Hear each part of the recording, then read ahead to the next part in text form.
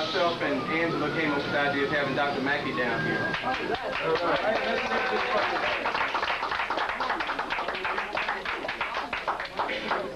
And everybody in D.C. knows that a lot of times we spend time studying Kemet and a lot of the ancient cultures. You know, I teach a meta-lecture class myself. But it wasn't until I read some of the slave narratives that it really hit me, you know, the courage and the dedication my ancestors had just to survive. And that made me angrier than knowing that we built the pyramids in their lifetime. And here we had slave narratives with our ancestors telling us in their own words what they went through. Right. And so I've been listening to Professor Mackey's tapes for the past year or so. And so we just figured he'd be the best person for the job to do this. Wonderful. Yeah.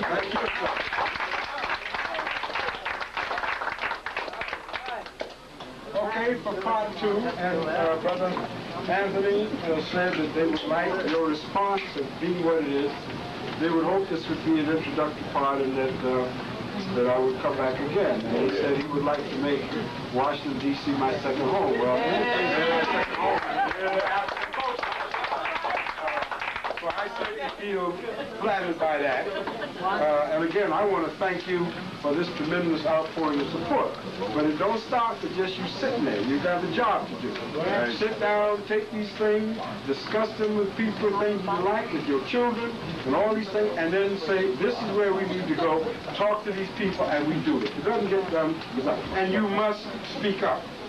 This is critical time. Now, what I've done, and I thank you for your attention, you've been most wonderful. The first part, I just thought I'd tease you, I'll play with you a little bit, and give you a sort of overview of the background. Now, as my son would say, we want to get down to the nitty-gritty. Look at some of the core of what Brother Connie just spoke about. And in order to do this, I'll ask your indulgence because you see these books, these are not books. These are nail holes. Any of y'all who know anything about the New Testament know there was a series where one of the disciples, I believe his name was Thomas, when he saw doubting Thomas, and he said to the anointed one, man, you ain't been dead, this, that, and the other. If you ain't been dead, it's really you, let me see them holes. And I always refer to any of these books as nail holes. These are the things that gives you the documentation. We have, outside our group, many of the books I'm quoting here from, we have on sale. And what we do, you'll be able to get some. Now, I try to deal mostly with the stuff that is hard for you to come by because you can now get tapes and things, other things. But I want you to be able to look. Most of this stuff, like anything worthwhile, is not cheap.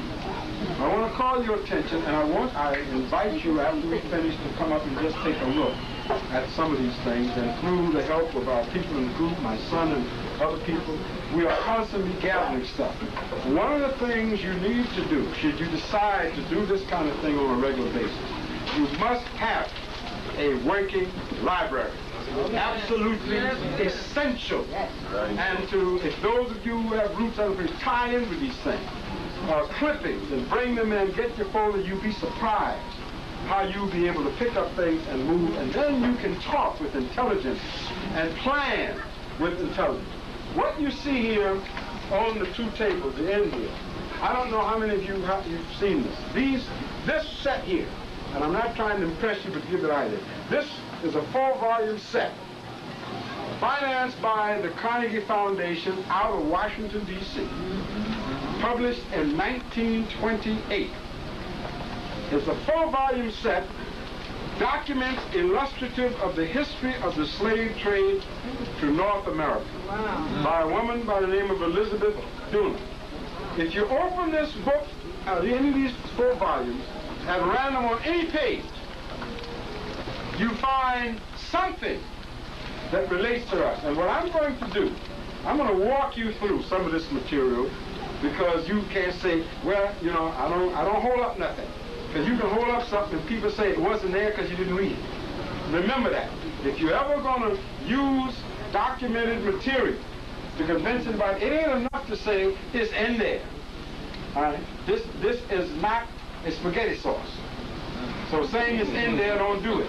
If you want to make a point, take the material and give the extract, chapter and verse. Now, I just opened this volume 1, which covers 1441 to 1700. All right? And this was published, let me give you the material. And I may cut some corners, but remember, our time is here, right?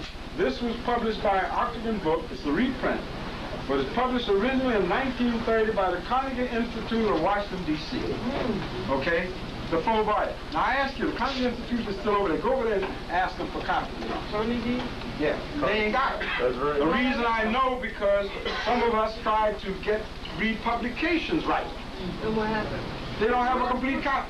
Once it's gone, go. And we have not even been able to find, well, hey, that's what we say. This is the final phrase. So you understand something? We haven't been able to find any links, computer and all, with the family of Elizabeth Donner. So we don't even know who this lady was or why. We know that she did an excellent job. It took her 10 years. Let me just, because we're going to talk about, to back up what Brother Connie said about, well, how angry you got to slavery. And I'm just opening this at random. I'll go to page 83. Now, bear in mind, this ain't theory. This ain't what somebody thought. This ain't what somebody would like to believe. Remember, these documents are dealing with what kind of economic society is this we live in? Capitalism? And capitalism is about what? Money.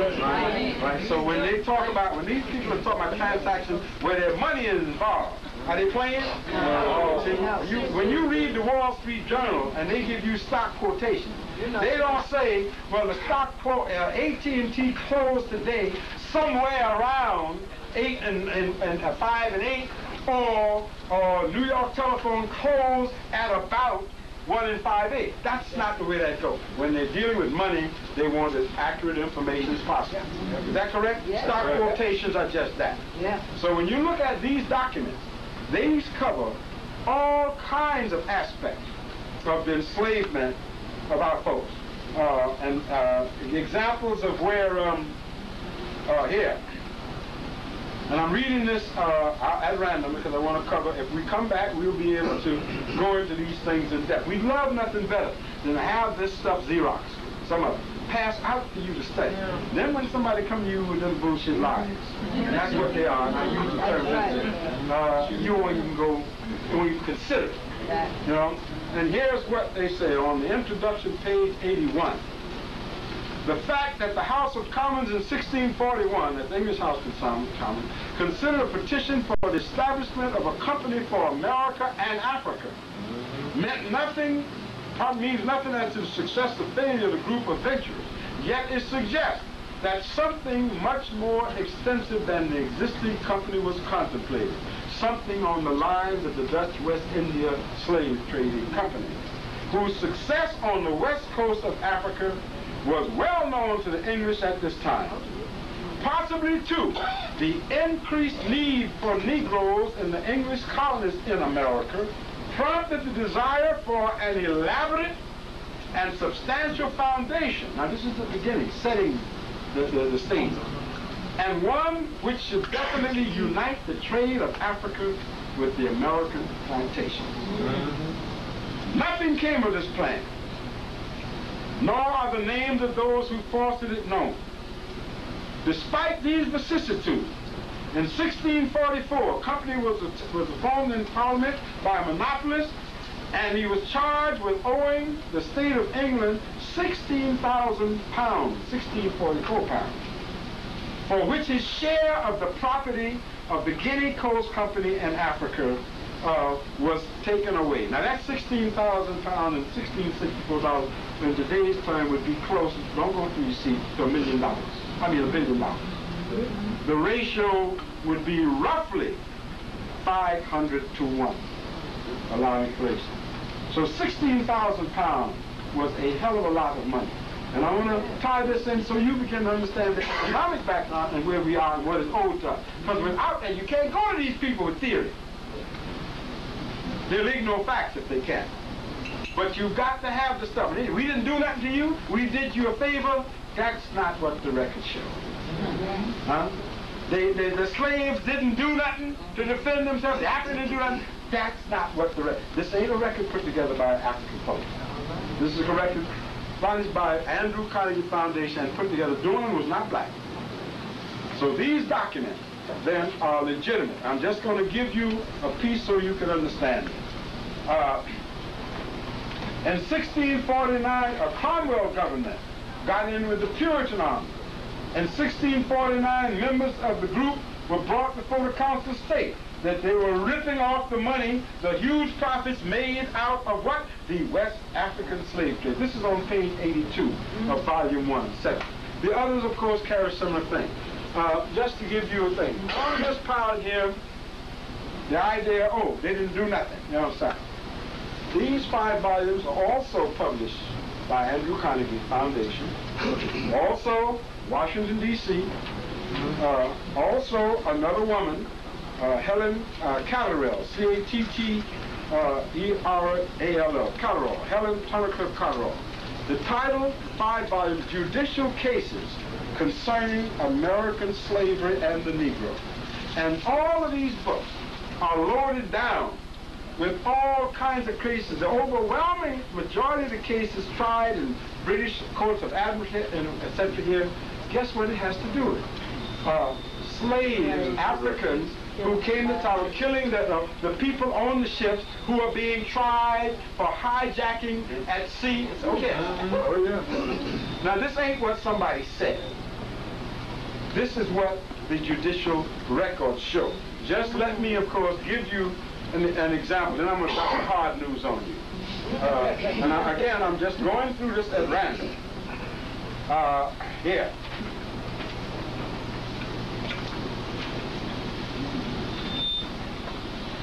And Robinson 1, Vernon number 90, November 1862. Sir Martin Norrell, being possessed of a plantation in Barbados, made his will, September 1665, and devised, he said, the plantation to be split with his heirs and the children by his African mistress, in which he wanted to give them a piece of the action. 16th, now he wasn't giving this to them for service, simply because he was acknowledging rarely that these were his children. Right. He also dictated that they be free. And of course, compiled by the usual suspects. Cases of the rule of limitation, will. We find this, and this is where I'm going now. You can have a time just to look through, but I have these, I brought these primarily just so that you will know that they exist out here. Now, come to the price of Christ. This $500. Oh, that's all I eat beans for 5 years, no problem. This is $750 when you could find it. Now, the problem is we have a company which Walter is working that is prepared and has gotten the rights from the Carnegie Institute to republish and right to republish it. But the problem is now we're going to have to use and show the value. They're going to have to use my copies and others. I happen to have a very good copy. I had one copy of this ripped off from me by somebody who told me he wasn't interested in African history. When he left, there was nobody else, my 5 volumes left with. And I always say that anybody who steals books can't be all bad. Who knows? They might accidentally learn something. Turn their life around. These things have been known to happen. But we do have the reprint rights, so it's just a matter now of getting copies that are enough that you can set off printing whatnot and do it. Now, as I said, Carnegie, as a matter of fact, they didn't even know that they had published this. That is, the present administration did not know they published it. They have 3 volumes of the illustrative cases set. So we're looking at a whole situation. When you begin to look at what it was like, and remember I told you about the craziness of these people. Let me take one man, a gentleman by the name of James Henry Hammond, H-A-M-M-O-N-D. Mr. Hammond was a northern-born gentleman, quote-unquote, who went south, married a wealthy southern woman who was owned several plantations, Red Cliff, which spread on both sides of the Savannah River. Still there today, the land don't go nowhere, South Carolina, near Aiken, called Red Cliff. The plantation, the South Carolina part covered some 5,000 acres. The Georgia part, about 3,000 acres. So this one family owned 8,000 acres of prime bottom land. That meant rice, sea island cotton, indigo for dye, and at one time, 3,500 of our ancestors worked that plantation. Now, remember I started out, one of the statements I made earlier on, when you live in an absurd society, positive insanity is the only rational posture. Now, you all laugh, and I understand it's funny, but you know, learn something about me. I'm a slick dude. Like I said, I was taught by experts. I was taught by former slaves, so they knew the game. So if I tell you something, you should take it, because this slick dude somewhere in the back, I'm going to back it up. It may not be now, but I'll keep you strung out and I'm going to back it up. So now I'm going to give you the proof of that statement about the absurdity of the society we live in. And I will illustrate this through just some things about this gentleman, James Henry Hammond. And I have one copy of this book for sale. This is my son's. It's called Secret and Sacred: The Diaries of James Henry Hammond, Hammond, a Southern slaveholder, edited by a lady by the name of Carol Blaser, Blesser, published by Oxford University Press. It is, you can find it, but it'll cost you a few pennies. It was originally published in 1988. The price at publication was $23. It'll probably cost you from a rare book dealer at least 3 times that now. But that's the Hammer. Let me start by looking at, from this book, there are 2 volumes of this series called To Serve the Devil. All right, Volume 1, Natives and Slaves. Natives and Slaves covers the documentary analysis of America's racial history and why it has been kept hidden. Edited by Paul Jacobs, Saul Landau, and Eve Pell. Published, of course, by Random House. The publication date, and I'm not going to give you the publication date to all this. I'm just trying to establish my veracity with you. Because if I tell you the truth one time, I may tell you the truth twice. Not necessarily, but I might. 1971. There's no point looking at the publication type is not there. Volume 2 covers, To Serve the Devil, covers colonial and sojourners. That's how the United States has dealt in its racism outside the borders of this country. And again, documented history. Now, we're going to look at 2 items concerning Brother Hammond here. He shows up in Volume 1, Natives and Slaves, and he has a document, and listen to what he said. Just bear with me a minute so I can find the...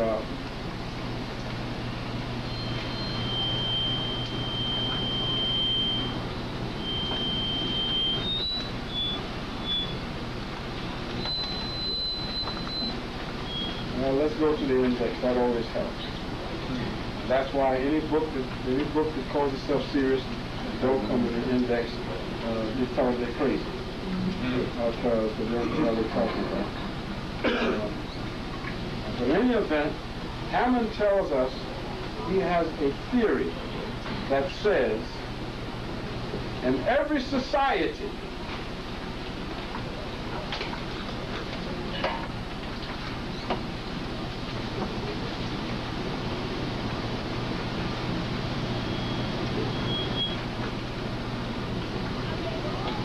check poison tongue. That might give us help. This is another book. You always have to look with just a little patience. You'll find it.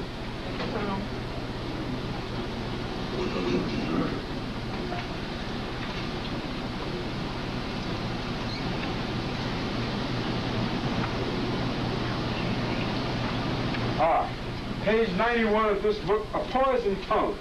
Document the History of American Racism and Prejudice, edited by Stanley Feldstein and published by William Morrow and Company. And on page 91, this is what this slave master and South Carolina gentleman has to say about this institution, which our people. James Henry Hammond and the mudsill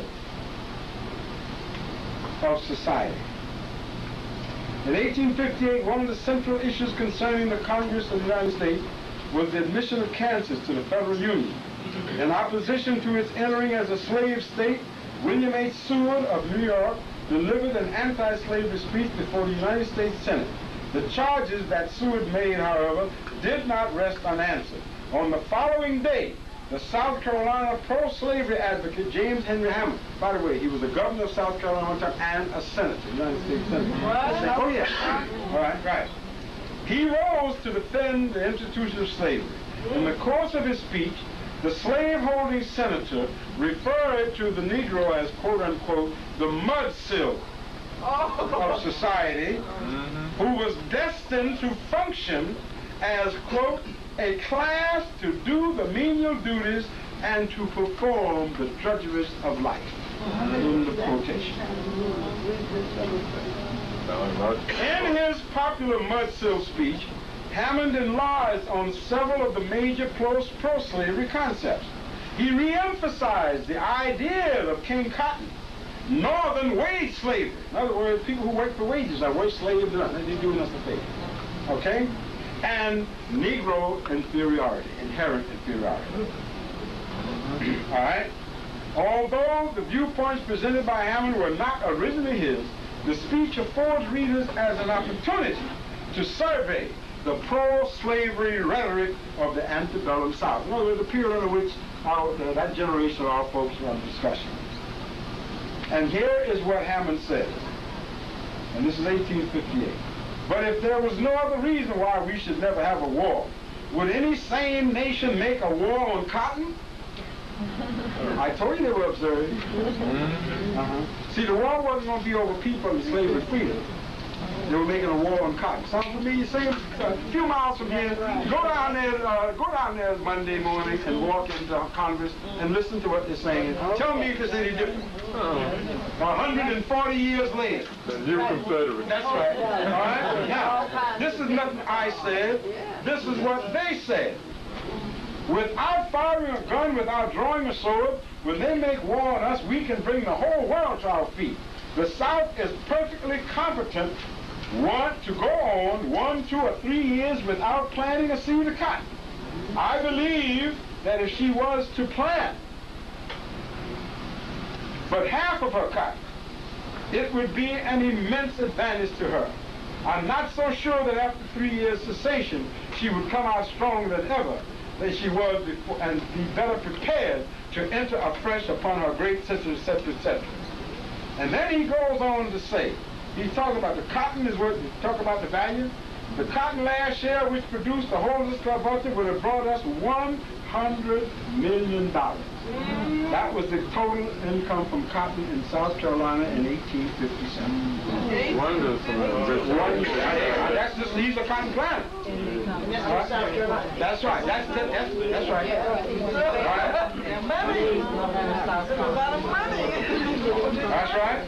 Money. $35 million we, the slaveholders of the South, have put into the charity box of your magnificent financiers, Wall Street folks, your cotton lords, your merchant princes. But, sir, the greatest strength of the South arises from the harmony of her political and social institutions. This harmony, you heard me, gives her a frame of society, the best in the world, and an extent of political freedom. Dig this? Political freedom, and he owns 3,500 human beings as slaves. Okay? Yeah, well, hey, I told you it was absurd. I warned you. All right? Political freedom, combined with entire security, which no other people ever enjoyed on the face of the earth. Society perceives governments created in order to control it. But as far as we can look back in historic time, we find the case different. For government is no sooner created than it becomes too strong for society and shapes and molds as well as controls it, etc., etc. And he goes on to say, and I want to get to the meaty part of this. In all social systems, there must be a class to do the mean duties, to perform the drudgery of life. That is, a class requiring but a lower order of intellect and but little skill. Its requisites are vigor, strength, docility, meekness, and guess what the third requirement is? Fidelity. Faithfulness. The faithful hound. Fido. Okay? Such a class you must have, or you would not have that other class which leads progress, refinement, and civilization. This class constitutes the very mudsills of society and of political government. And you might as well attempt to build a house in the air as to build either the one or the other, except on top of the mudsill. Fortunately for the South, she found a race adapted to that person, to that purpose, to her hand. A race inferior to herself, but eminently qualified in temper, in vigor, in docility, in capacity to stand the climate, to answer all her purposes. We use them for the purpose and call them slaves. Wow. We are old-fashioned at the South yet. It is a word discarded now by ears polite, but I will not characterize that class at the North with that term. But you have it. It is there, everywhere. It is eternal. Now, what is he saying? The mudsill of society. Now, what did Brother Conner just say to you about what you read to them? Now, that's interest, self-interest. Let me come now with the absurdity. Same Hammond. Let us go now, that same by the mudsill inferior people. Here's James Henry. Oh, by the way, one of his grandsons was one of the founders of Time magazine. I just thought, look good. Yeah, why not? Are you surprised?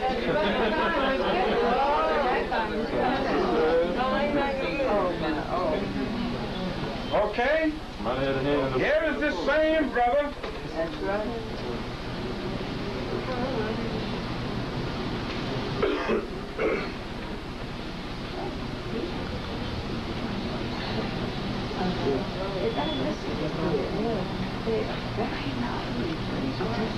What page is that later on?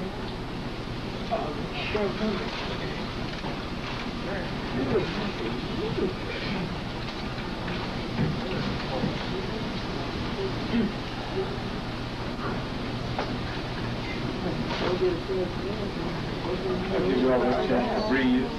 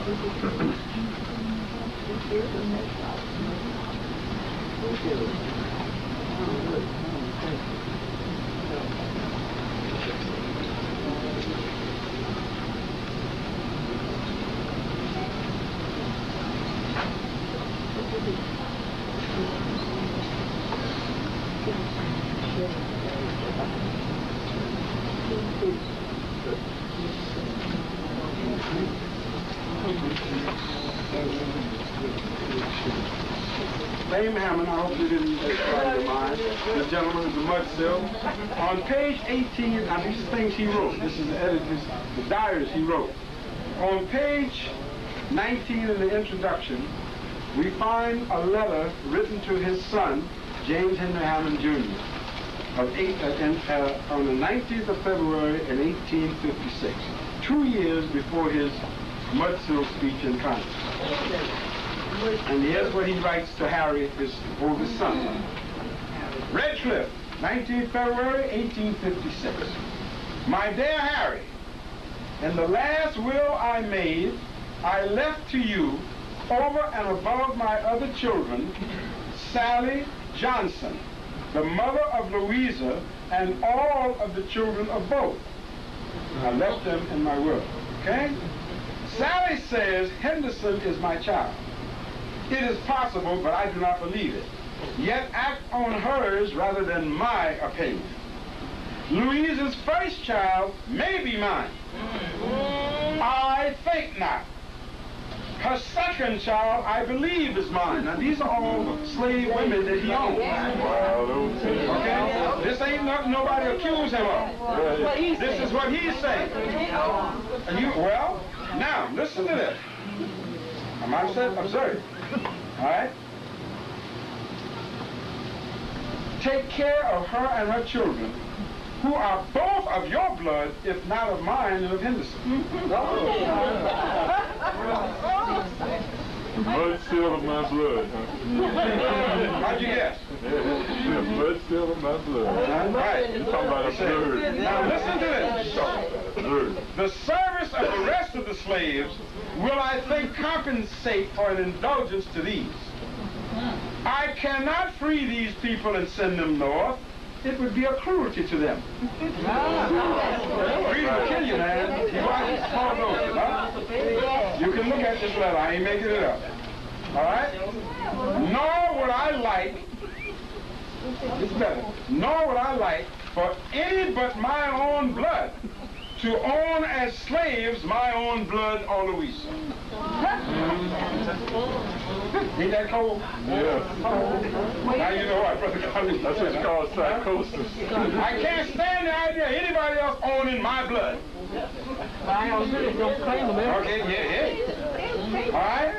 Now, and he said, right, the service of all the rest of them 3,500 or so will compensate you for the indulgence of these 3 or 4 who happens to be also your kith and kin. All right?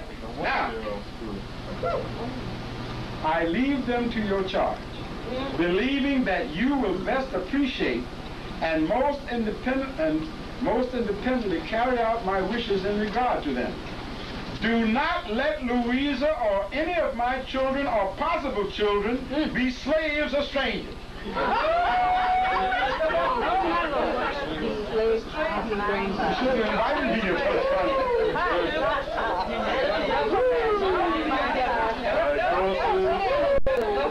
Now I will wind up Master Himmel's letter with his final statement. Slavery in the family will be their happiest earthly condition. Ever affectionately, your father, James Henry Hammond. Now let me just say in closing. Harry, mind you, this is the arrogance of power. Classic example. Harry is a son by his wife. Now what is he telling Harry?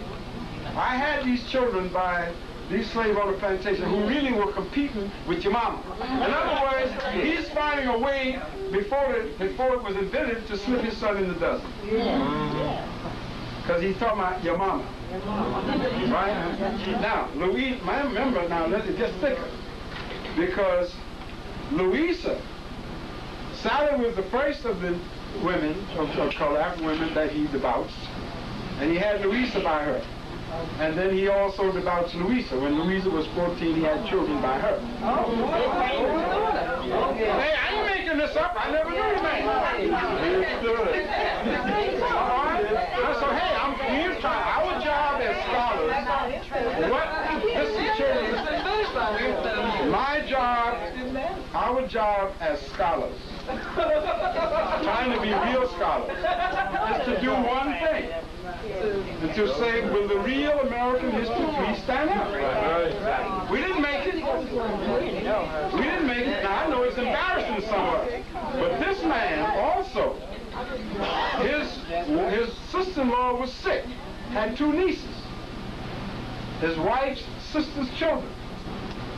One was 13 and the other was 14. The nieces came to live at Red Cliff Plantation. And James Henry Hammond, being an equal opportunity voucher, got in bed with his nieces. How do we know this? He wrote it in a book.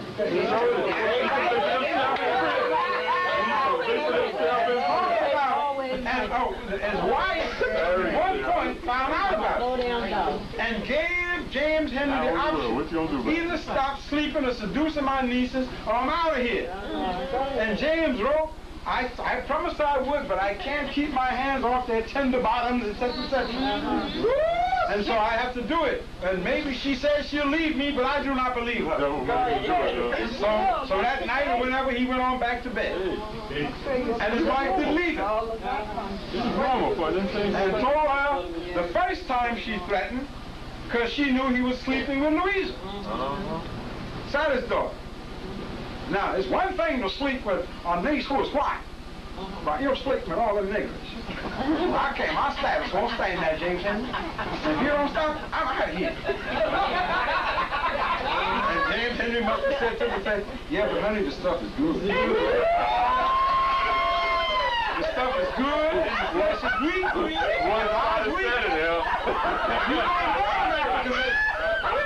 Honey, if you were a man,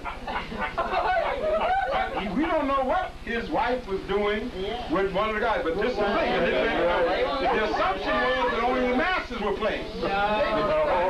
But she left him, and then he told her he would stop. He promised that he would send Louisa them away. And she came back, simple woman, got pregnant, and he got her pregnant again. And then found it. Now, she left him a couple of times, but came back. Now, this, mind you, this is a man that was a state senator, governor of the state of South Carolina, United States congressman, and United States senator, one of the most prestigious and wealthiest men in the South. Now, here you have him in all of his glory, talking about the inherent inferiority of African people and how God, the deity, providence, made us do this. But he never said nothing on the floor of the Senate about providence making women, black women, to be his concubines. Now, this is one example of the prophet. Now, all of the people knew this. You can't keep something like this hidden. Right? We have the case of Thomas Jefferson. I don't care what these Dumas Malone say. 100 volumes of lies. But we have the word of people like Constantine Schasbrook the Bolden, the Count of Bolden, the guy who wrote The Ruins of Empire, who at one point was a very close friend of Jefferson, because Jefferson liked to pretend he was a man of the Enlightenment. He spent time to France. Took this child, Sally Heming, to France when he was ambassador. How old was Sally? 14. 16. Now, who was Sally? Or beyond that? Beyond business province? Beyond that? His wife. When he was close. His wife had Amen. So here we talk about blood.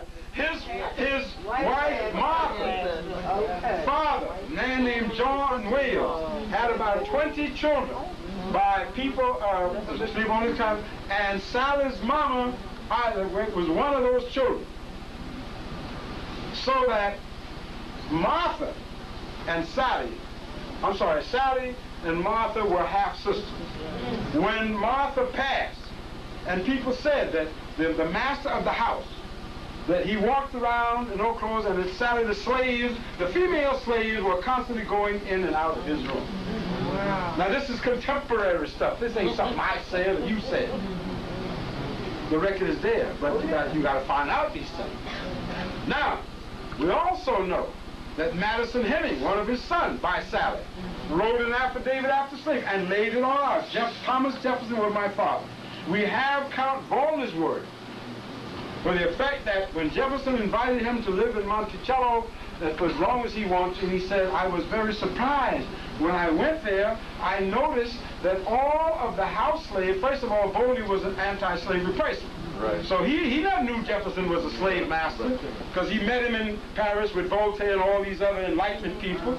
So when he gets there and see this man, says everything he eats depends on, he don't pick up a spoon. It's all done for him by slave labor.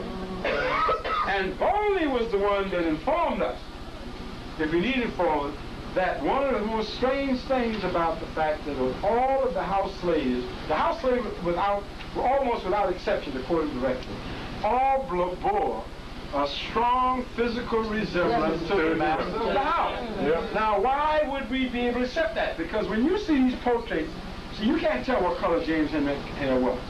Was right. This is an idealized portrait. And you didn't have cameras back in them days, Right. Now, but all of these, Madison, Mary, Lincoln, and Isaac, Rebecca, all of those children that Sally had, every one of them had, y'all ready for this?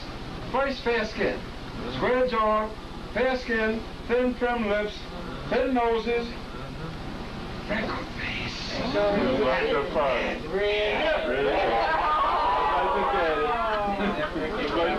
Just like who? Just like Now, this is an argument. Everybody who described them as being a tall, straight man, kept his counsel, outstanding thing, flaming red hair, high cheekbones, and freckles. Now here you got Madison. Who's Madison mama? Sally. Isaac. All of these walking around. And here's Volney saying all of them bear strong physical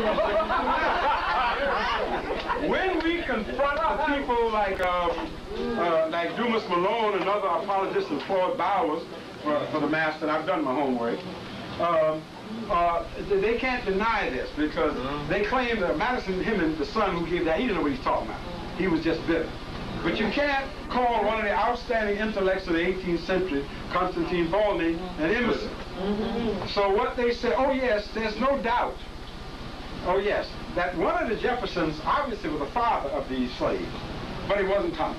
Right. And now, oh yes, now what kind of evidence do they give us for this? None. Oh yes, they do. Yes. They say because he wasn't that type of a man.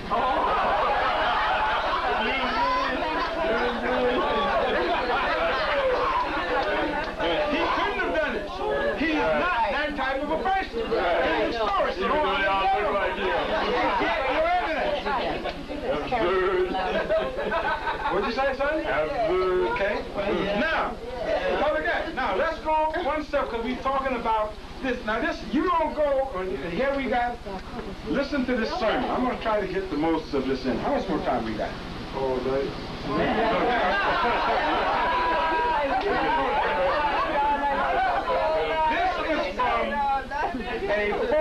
This is from a 4-volume document, Great Issues in American History.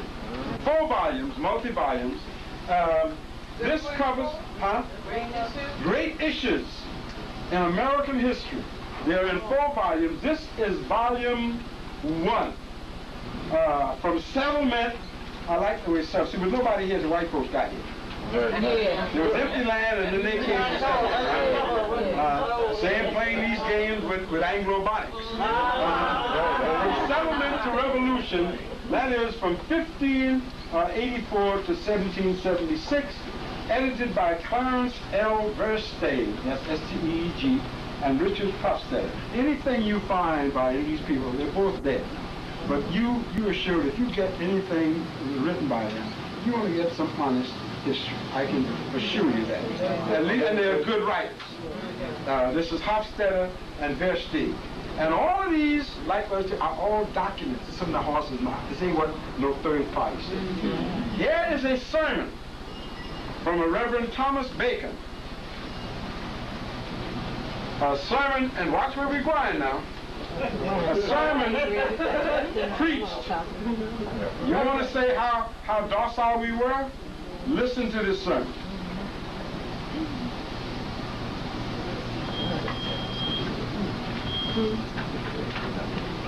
Document number 12, part 4, the politics of internal controversy.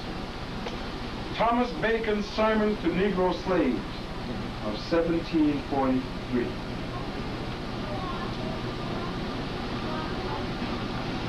Introduction. The impact of black slavery on American colonial life was pervasive.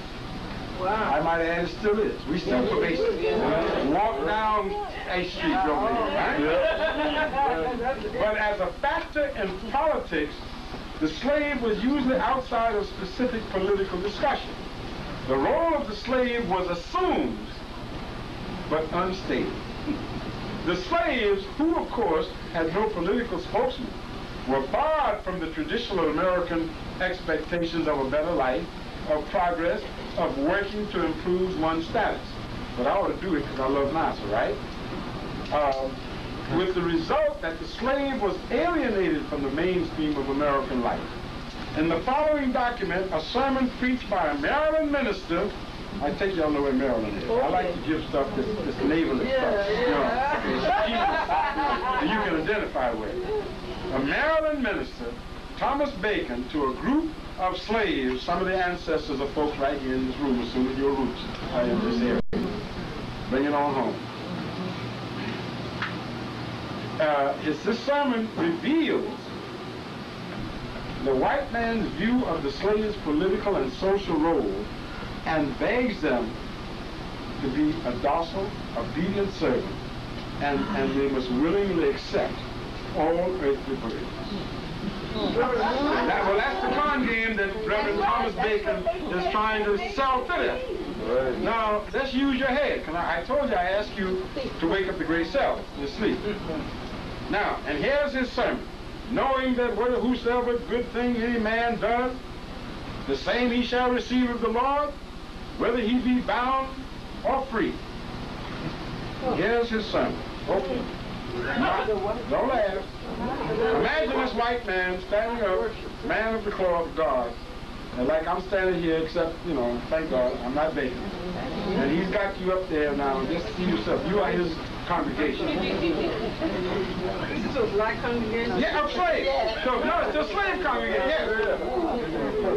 Listen, go and read it. My well-beloved black brethren and sisters. I think that tells us who is addressing, right? At least it tells us the color of them. All right? When you were last here, now just read between the lines. His sermon tells you how we behave in slavery. Okay? You see, you don't pass a law forbidding murder until somebody commits murder. Right. Huh? You don't need a law against thievery until somebody commits a theft. Laws forbidding things or penalizing things always comes after the fact. You don't anticipate that somebody's going to go out and do a thing. So when you're reading this and he's telling these people this stuff, we have to assume that he's acting out of experience. Right. And they said, go down there. Go down, Moses, down there in Egypt land and see if you can con these people. Well, tell me, I don't give him the sermon. He said, we don't need no more than that. When you were last here, I endeavored to show you that God made you in all the world, and that he made you and all mankind to serve him. That it is he who places every man in the station or rank which he holds in the world. God did it. He makes some kings, some masters, some mistresses, some tradesmen and working people. Others he makes servants and slaves.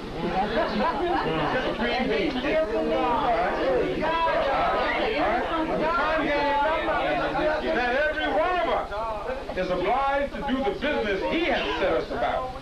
And in that state or condition of life to which he hath pleased to call us, and that whoever is doing God's business quietly and honestly in the world and living as a Christian ought to do is serving of God, though his condition be ever so low and mean, and will be as much taken notice of and as highly favored by God on the last day as the greatest prince upon earth. Absolutely. For God is no respecter of persons. I also laid before you that you ought to serve God for your own sakes, because you have souls to be saved. And if you should lose them, you are undone forever.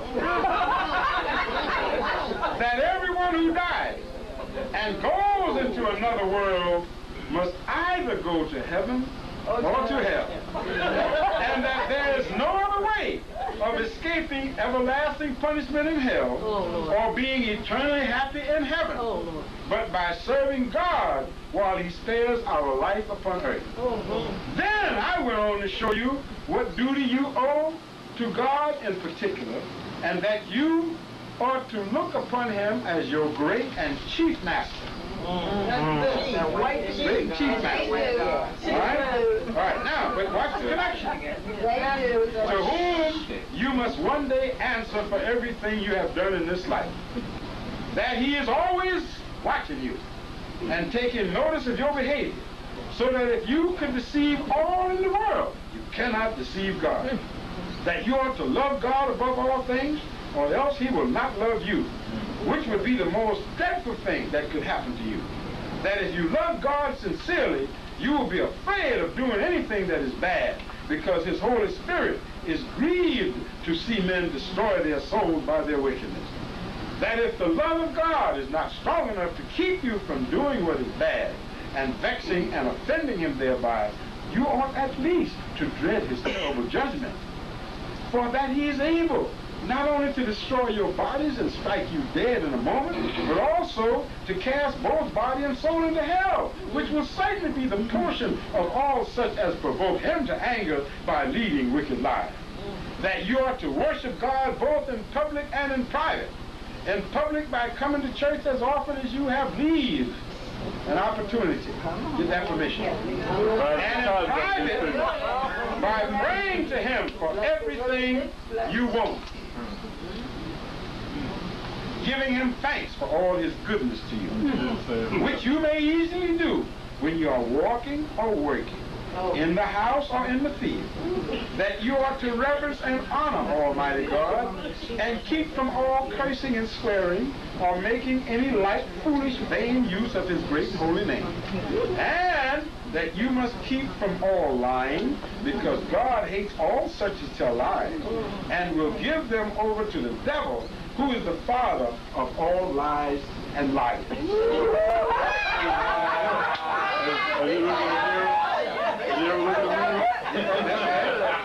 In the next place, I endeavored to show you how you ought to behave toward your masters and mistresses, and to make it plain to you that as God himself has set them over you here in the nature of his stewards or overseers, he expects you will do everything for them as you do for himself.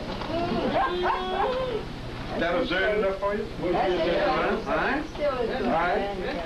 Okay? All right? That you must be obedient and subject to them in all things, and do whatever they order you to do, unless it should be some wicked thing which you know that God has forbidden. In which case you are to refuse, but in no other.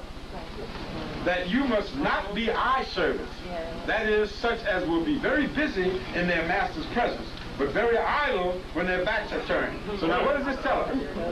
That as soon as we got a chance, okay, y'all, ain't no more work for now. He gone. Holy tells us the same thing about Jefferson's field hand. He said they made fools of him. He says they obviously had lookouts. Now this man only spent 3 weeks on the plantation. We would go through the field, they would see somebody would make a signal.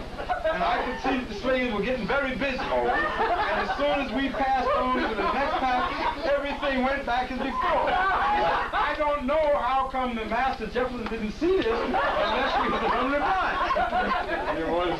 All right? Now, so back to big. Don't be an eye servant, right? For your headmaster, Almighty God, is looking at you. And though you may escape being found out or punished by your owners for it, yet you cannot deceive God, who will punish you severely in the next world for your deceitful dealing in this. That you must be faithful and honest to your masters and mistresses. This is what he's advising. Not wasting their substances or letting anything belonging to them perish for want of your care, because that is next to stealing. Now, listen to this. Did you hear this logic? For the master's loss is the same as if he had been robbed of it. And that you are to serve your masters with cheerfulness, respect, and humility. Not grumbling or giving any sassy answers, but doing your work with readiness, mildness, and good nature. Because your sassiness and grumbling is not so much against your owner as it is against God himself.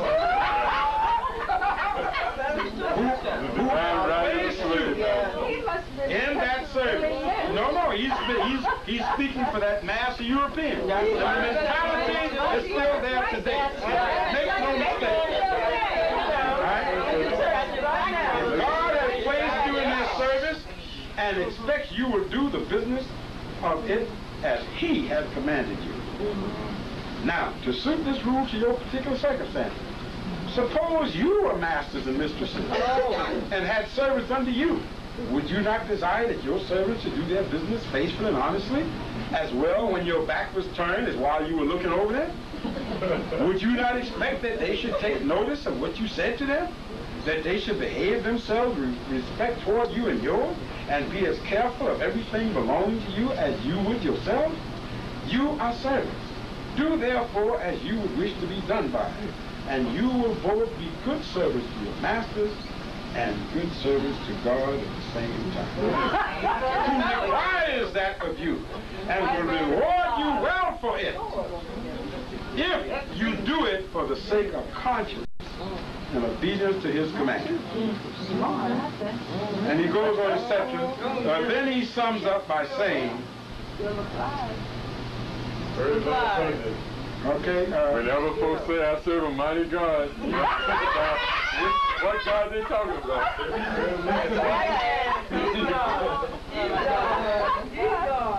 But he goes on to say, but oh my brethren, this is where he ends. I am grieved to say it. You are so far from doing this and serving your master. And I fear that so many of you encourage and help one another on in wickedness. And go hand in hand for destruction. You ain't waiting for the master to make him rich. It's got to be destroyed. Rather than strive to assist one another on the way to heaven. Now, let us, if we examine this, what this man tells us, as scholars, he tells us a hell of a lot more than intended. Because this whole sermon is really about, hey man, you people ain't doing what the master's doing. You're rebelling. You go around, you work with the masters there, you're doing everything in your power to not support the master. Now, the minister, of course, the servant, okay, I done whipped him, Tom, go down. Go see if you can run a con on him. Right? And he's saying there, but alas, you are so far from doing this, you're busy taking and whatnot. You accuse them that you steal the master's substance. The master ain't paying them nothing, but they fell. Now this is from 1743. We can get from this. This tells us a lot about what our ancestors were doing. Because there would be no reason for Bacon to preach a sermon like this if everything was smooth and these people wasn't killing animals and all that stuff. Now, let me take you back a little bit. You say to me, well, Professor, I know, but people can change, and you're stacking the deck, and I admit that I'm stacking, but you got to admit, the deck was stacked long before I came on the scene. On the other side, I don't run the 6 o'clock news, NBC, whatnot. I damn sure don't run that mess over there that y'all call that House of Lies that y'all call Congress. Right now. But one of the things I am constantly hammering at you all people is, when you look at the behavior of this and other, it is all part of a pattern. It comes out of the nature of European culture and society. Right. We are dealing with a people who have been slaughtering each other for 5,000 years before they even knew where Africa was or that we existed in it. We need to understand this. In the last 5,000 years, Europe itself has not gone 5 years. There hasn't been one period of 5 years where they haven't been slaughtering each other.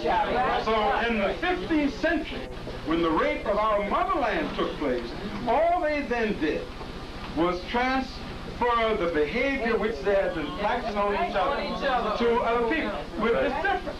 Now you got the rationale, I'm doing it to folks who don't look like me, who have a different culture than me, and therefore if they can rationalize themselves, I've got several of these books out, and I hope y'all, if you can afford it, please buy. This is a book called AD 1000. Now if you have, the ladies have, I think they have 10 or 12 copies out there for sale. They're $20, and they're out of print. Oh, yeah. All right, now what this is about, if you, or all of you can read this, and if you can't read, get your other copy, give your name, I'll give you a copy. If you will read this one book, Background of European History, because you're not going to understand African history or other history without looking at these people's history. You have to. Yes. And if you read this one book, AD 1000 by Richard Erdos, E-R-D-O-E-S, and it's called Living on the Brink of Apocalypse. And what this deals with is Richard Erdos, E-R-D-O-E-S. It was published originally by HarperCollins. Let me give you a few things, and you tell me if I'm exaggerating. AD 1000 means what was happening in Western Europe in the year 999 AD. I referred to it briefly on one of the programs, television, I don't know, but this, let me just give you some setup. Now, another lie. Try this out. What was one of the rationales for enslavement? You heard other people mention savage, inferior. The one charge they put against us and constantly raised the charge of cannibalism. And this psychs out a lot of us. Remember I told you, leave your conditions outside. Because people keep hammering this at you. We saved you, and what we did by enslaving you was we took you out of a condition of cannibalism and savagery, ignorance and non-civilization, and we brought you into civilization and Christianized you, and all we asked in exchange was that you give us a little bit of funny puny labor for nothing. Right. I mean, how can you do that? Stop you from eating each other. Now I'm going to say this to you, and I don't even have any faith of contradiction.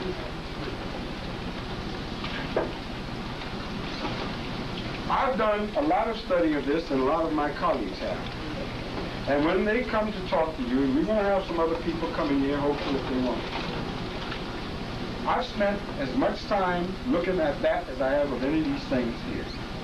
And I have to say to y'all, I have yet, in all of my reading and research on the subject of cannibalism, I have never come across any documented case of cannibalism that was not practiced by Europeans. That's right. That's right. All the way to And that means all the world. Now, this is not what I said. Now, when you look at this cannibalism charge, when you study the history of slavery, of African slavery, you will find that the rationales of the Europeans changed according to the kind of opposition. Right. At one period, they said, when there was no, they were very brutal in the beginning. But, we want labor, and they could. If we look at one of the first Englishmen who goes to the west coast of Africa, and if I have time, I'll read you, Sir John Hawkins, who took the first English slave ship into West Africa in 1562. Right. And he left a diary. See, when you catch these people with their words, it's kind of hard to get out. Right. And he tells us in his trip, yes, the name of his ship was, his flagship was called, you ready for this? The Jesus of the Rock. It was called the Jesus. Okay. Good Christian name, right? And he tells us, and Dr. Feldstein has put this, he tells us about his first trip, going up the coast of Africa, trying to capture Africa. He never says anything that I was looking for a trader to sell us Africa. We find none of this there. What Hawkins tells us is that they were hoping to come up against some African towns or villages when the men were away. So that's his word. To catch them when the men were away, and then we could, when the young men were away, and we could capture as many of the women and young children can. And he tells you what happened in a couple of villages. These Africans kicked the shit out of them. And he also tells us, in one instance, they shot one of the Africans, and hit him in the leg, and he didn't understand the captain, and he looked and saw the blood, and didn't understand that this is the man who was dead. He tells us about 3 trips that he made west coast of the Gambia, and at no point does he ever mention that he was looking for a middleman or distributor that he would buy a shipment of us from and then send it somewhere else. Every place they went with guns, prepared to fight. Okay, to fight. So, sorry? Tell us, throughout, you hear on the radio that black Africans sold us. So why would you, well, hey, let me say this to you. If I tell you that I got 15 fingers and I use 3 of them to tap dance while I do a Billie Holiday number with the other, if you believe it, I got it wrong. Now, so let us look at this. Let's give you some examples. I'm going to take you back to the year 999, which was the most terrible year of apocalypse. And here's what Amos tells us. He gives you a background of the social history of Europe 500 years before they even knew where we were, Africa was. And these people believed that the world was going to come to an end. Sound familiar? Yeah. Year 1000. So there was a whole lot of praying in 999 going through this, that, and the other, because they're going to be at me and this and that and the other. And there were plagues and famines all over Europe. And these people were saying, well, this came about, see, we supposed to have the voodoo, but they could come out with the 2 stars went here and the cross over there. That meant somebody going to shoot the wind out of yonder. And he gives you an example, and I'm going to read you a little bit of how these folks were reacting. Now, I made a statement about this book. After I read you this, you tell me. This is just a few examples of random. Chapter 1, War, Fear and Trembling at the Stroke of Midnight.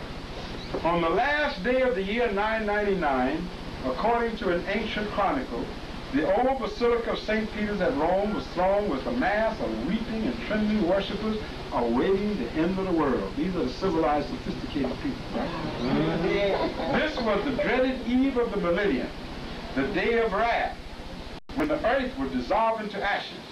Many of those present had given away all their possessions to the poor, lands, homes, and household goods, in order to assure themselves forgiveness for their trespasses at the last judgment, and a good place in heaven there, the footstool of the Almighty. Thomas Bacon must have been there and preached them a sermon. Remember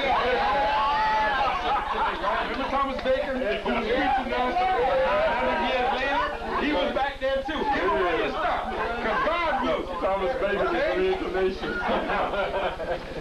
Many poor sinners, and who among them were without sin, had entered the church in sackcloth and ashes, having already spent weeks and months doing penance and mortifying the flesh.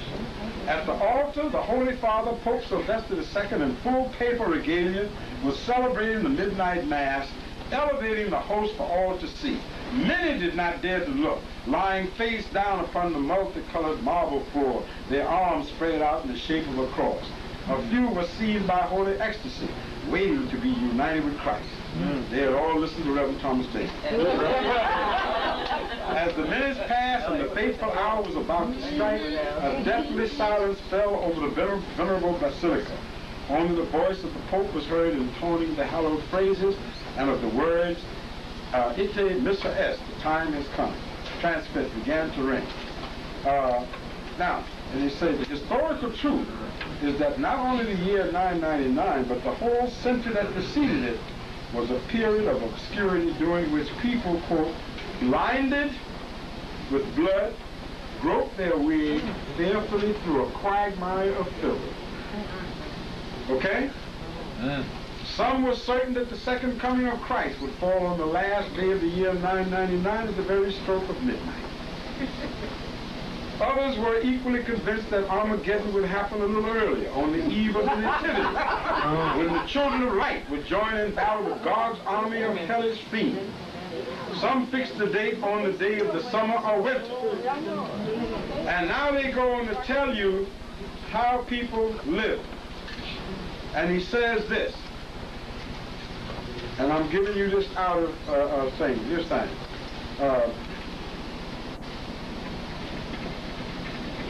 Among the signs mentioned was an image of Christ that wept crimson tears and a wolf who crept into the church to adore it.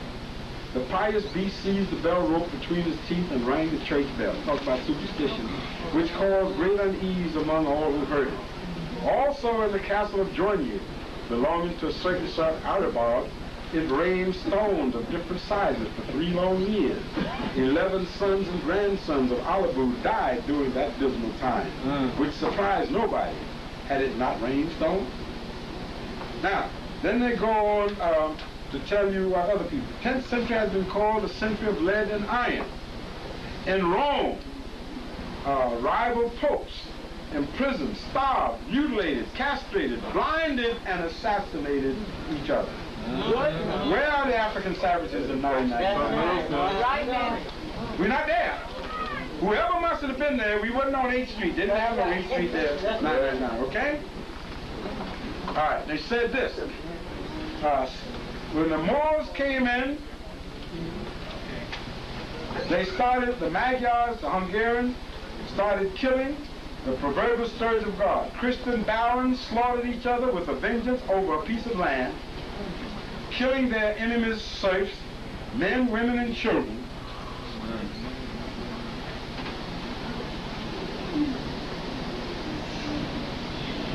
Too much noise in the hallway. Too much noise.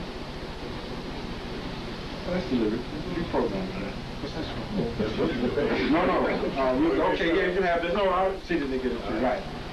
Now, they killed each other with a vengeance over a piece of land, their serfs, men, women, and children, to weaken them economically.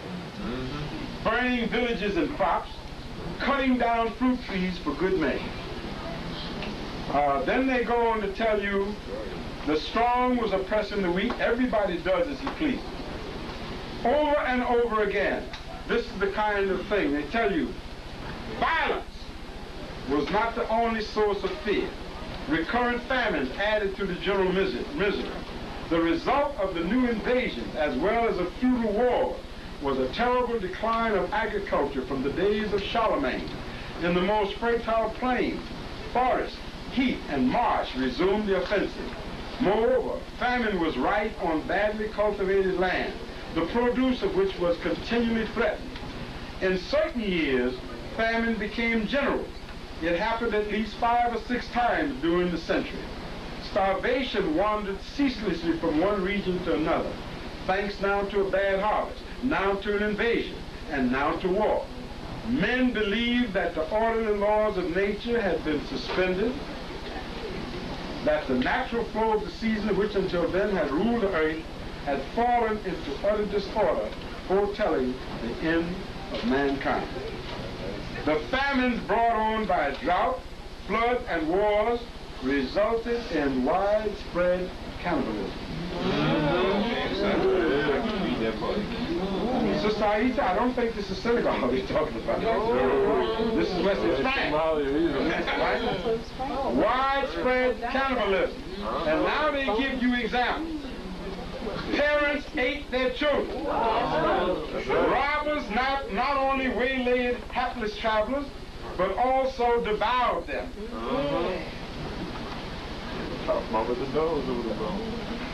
The priest Glaber relates tales of hosts murdering their guests for their flesh. Now remember I tied this in. Now we say, y'all come on in. Is you hungry? What they told these folks, y'all come on in. But we are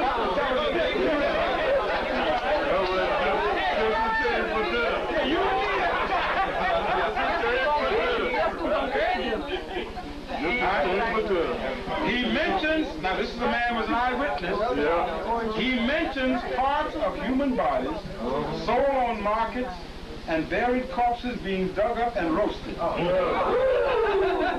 He tells of starving people eating unclean beasts and creeping things. A man who sold human flesh on the market of Toulon in France was strangled and burned. Another wretch who dug up the man's corpse and cooked it was burned at the stake.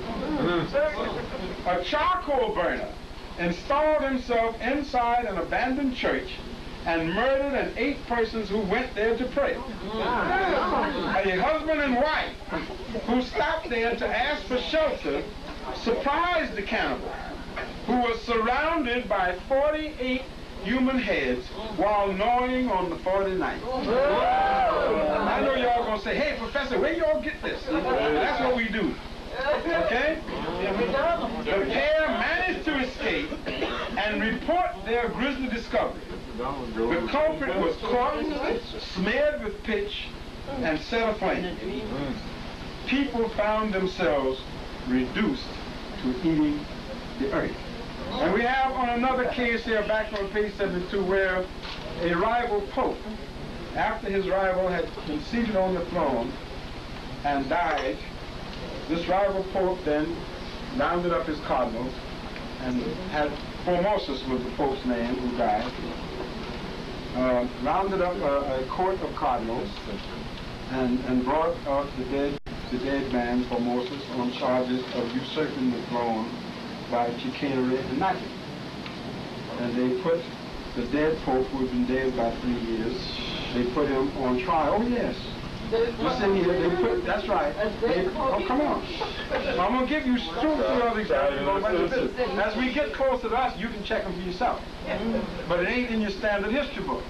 So in order to have a trial for murder, capital trial, you had to have the accused. That's right. That's right. Habeas corpus. And that's literally what they did. Of course, that habeas corpus have a body. That's right. So where was the body of Formosus? Buried. In the ground. No problem. Dug up the ground with all the death row, the green whatnot, sat what was left of the corpse on the throne, put a crowd up there, tried him, found him guilty, sentenced him to be executed by decapitation. Why would I make up something like this? Yeah. And cut off what was left of his head. That was, they carried it out, even though he'd been dead 3 years. We move a few years further, and I only have a few of these, the Newgate calendar, which is a whole history of crimes and executions. Always go for the documentation, children, where you can find it.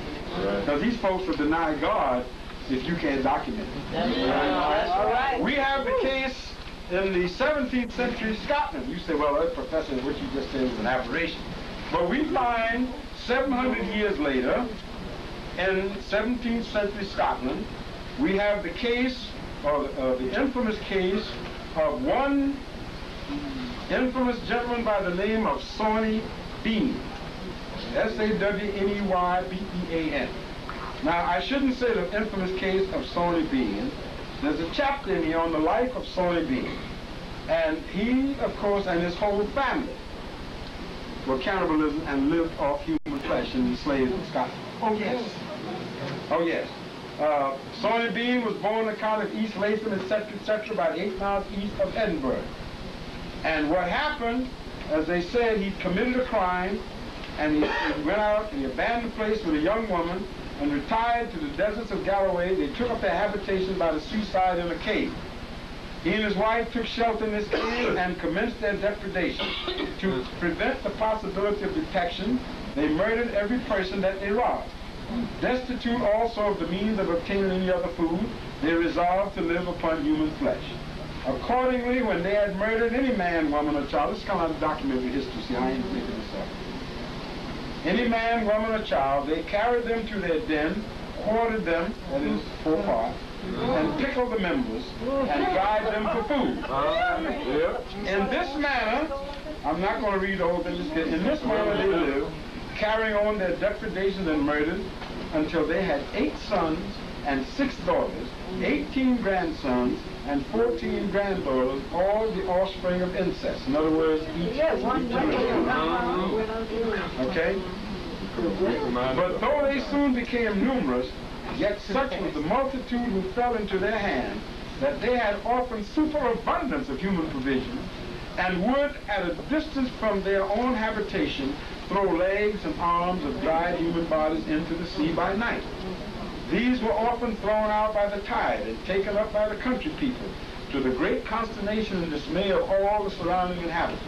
Nor could any discover what had befallen the many friends, relations, and neighbors who had unfortunately fallen into the hands of these merciless cannibals.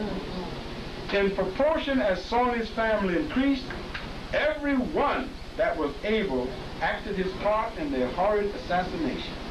They would sometimes attack 4 or 6 men on foot, but never more than 2 upon horseback. To prevent the possibility of escape, they would lay an ambush in every direction, that if they escaped those who first attacked, they might be assailed with renewed fury by another party and inevitably murdered. By this means, they always secured their prey and prevented detection. At last, however, the vast number who were slain raised the inhabitants of the country, and all the woods and lurking places were carefully searched. And though they often passed by the mouth of the horrible den, it was never once suspected that any human being resided there. In this state of uncertainty and suspense concerning the authors of such frequent massacres, several innocent travelers and innkeepers were taken up under suspicion, because the persons who were missing had been seen last in their company or had resided at their houses.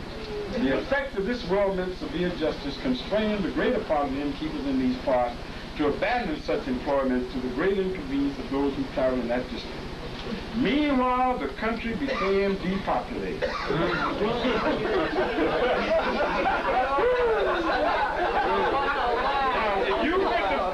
If about 50 people could depopulate a country like that in a few years, imagine what they did to our motherland over a period of 300 years. All right? All right? The whole nation was surprised how numerous and unheard of villainies and cruelties could be perpetrated without the least discovery of the abominable actors. At length, Providence interposed in the following manner to terminate the horrible scene. One evening, a man and his wife were riding home upon the same horse from a fair which had been in the neighborhood, and being attacked, he made the most vigorous resistance. Unfortunately, however, his wife was dragged from behind him, carried to a little distance, and her entrails taken out.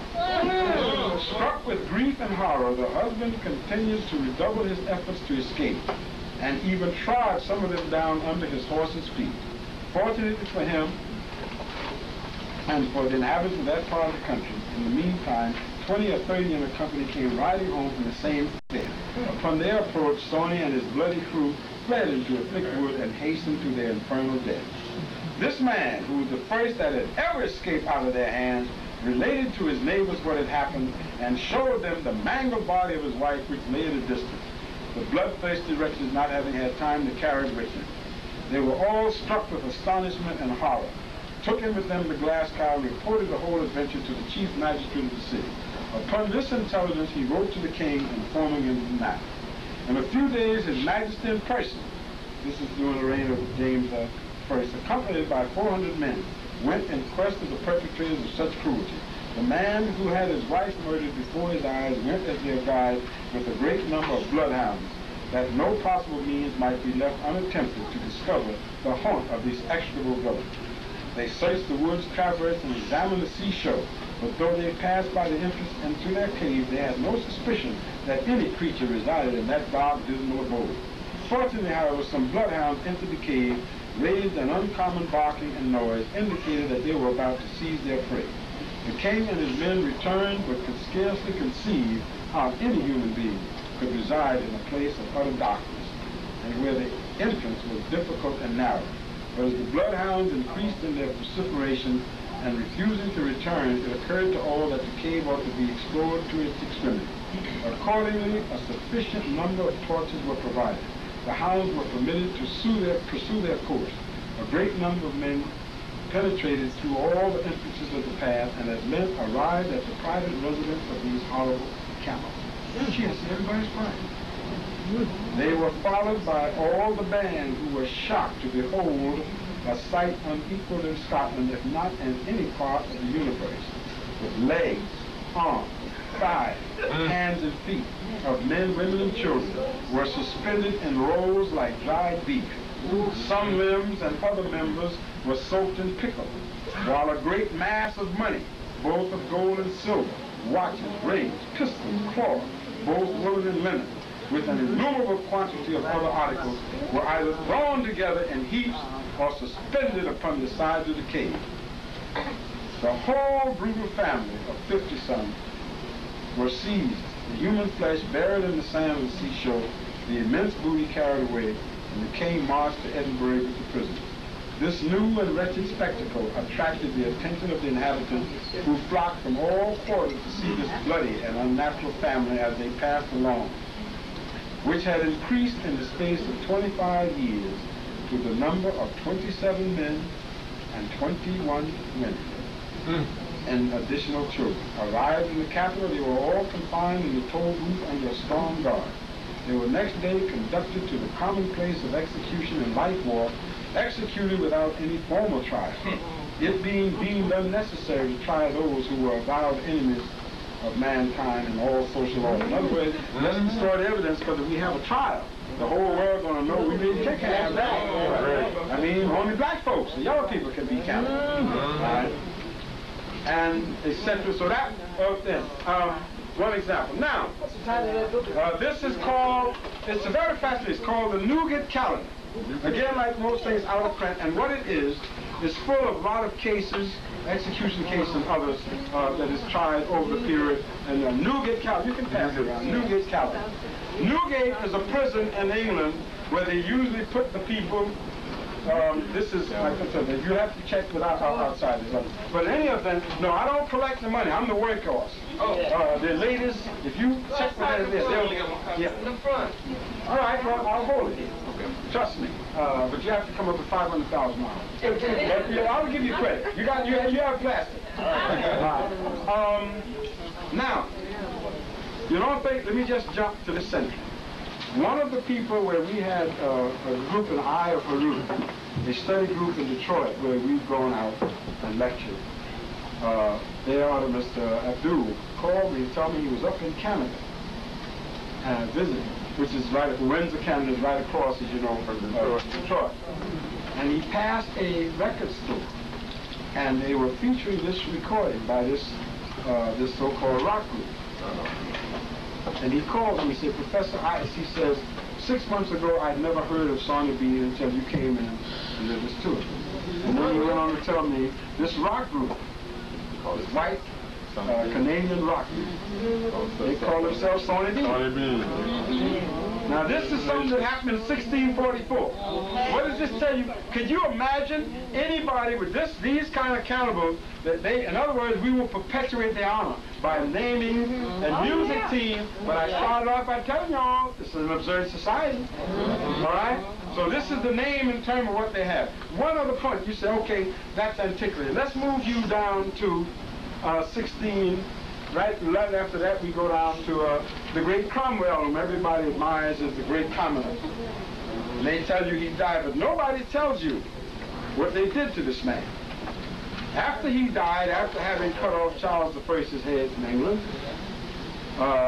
the British people 3 years later said, oops, we made a mistake, we want the king back again. We want royalty back again. Now a whole lot of people had their heads chopped off, including the king. His son Charles was running around all over Europe trying to stay away from the English bloodhounds because if they caught him, his head was going to go to the same place as daddy. So the British Commonwealth sends an emissary to France to ask Charles to please come back. They wanted him to be their king.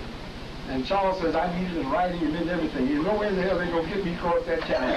They need to stay away of my dad. But they finally got him in, and Charles came back. Yes, he came back. They made him king, as we know. But then they had a problem. They wanted to show that they were not in favor of killing kings or regicide anymore.